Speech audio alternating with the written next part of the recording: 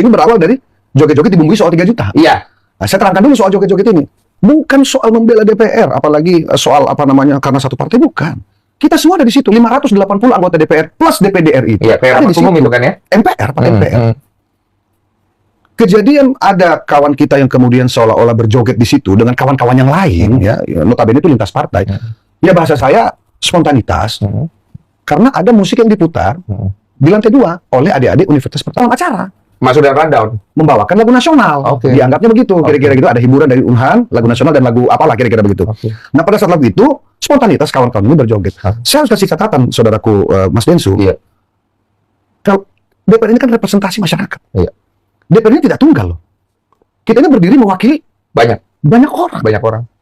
Yang kita bagi di dapil-dapil kita masing-masing. Betul. Saya, Jakarta Barat, Jakarta Utara, Pulau Seribu. Daerah sini. Artinya aspirasi, meskipun cakupan tugas kita nasional. Betul. Gitu loh. Betul. Nah, yang saya ingin sampaikan gini, apa salah kalau kemudian representasi masyarakat dalam hal ini teman-teman DPR bergembira karena pidato kenegaraan Bapak Prabowo Subianto sangat paripurna kinerja beliau, semua luar biasa. Beliau bicara tentang soal hilirisasi, Pak. Iya. Hari ini kita tahu, Bang Densu, rata-rata kalau kita bicara potensi ekonomi selalu mulainya dari kota.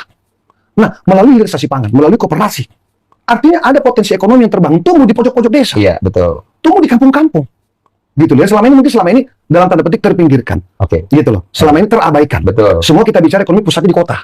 Itu yang dibicarakan saat itu. Saat itu. Oke, Belum lagi positif. soal makanan bergizi gratis. Oke. Memang baru 2 juta. Gitu, baru 2 juta. Gitu. Tapi kan tujuannya kan sampai ke target yang disampaikan oleh Pak Prabowo. Iya. Minimal tahun depan misalnya 10 juta.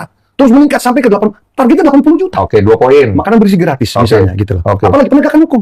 Oke, poin Kita 3. minta penegakan hukum, Pak. Ini ada 2 hal ya. Iya. Penegakan hukum terkait yang bahasanya orang itu ada istilahnya penegakan hukum hanya tajam ke bawah tumpul ke atas. Iya. Faktanya hari ini, Pak, Bapak lihat sendiri kan informasi Iya. di media. Barusan ketangkep. Itu orang badan beliau, Pak. Iya, tapi barusan ketangkep. Itu dia. Iya. Orang badan beliau ketangkep. Oh, paham. Ini bukti bahwa kemudian Pak Prabowo tuh on track soal penegakan hukum.